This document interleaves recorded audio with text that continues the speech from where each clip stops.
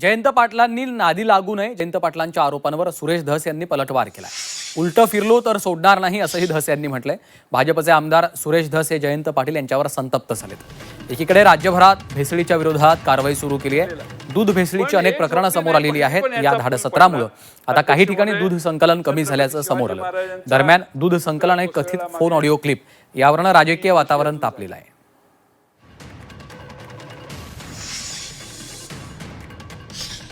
त्यांनी बातमी लावली की आमदारांच्या बायकोने दबाव टाकला खराब दूध घेण्यासाठी आणि त्यांनी बातमी लावली. त्याच्या संपादकाला फोन आमदारांच्या बायकोचा धमकी दिली. याची चौकशी झाली पाहिजे. म्हणून म्हणतोय तुमच्यावरचा अन्याय दूर करायला देवेंद्र फडणवीसांनी चौकशी करावी आणि कुणाची बायको आहे त्याची माहिती सभागृहाला पुढच्या अधिवेशनाच्या पहिल्या दिवशी द्यावी अशी माझी त्यांची मागणी आहे. पाटील हे कायमस्वरूपी त्यांना एक फार छंद आहे कोणाच्याही कुठेही डावचायचा. तर मला वाटतं त्यांनी माझ्या नादी लागू नये. मी सोपा डावचायचा माणूस नाही. मी जर उलटा फिरलो तर तुम्हाला सुद्धा नीट सोडणार नाही.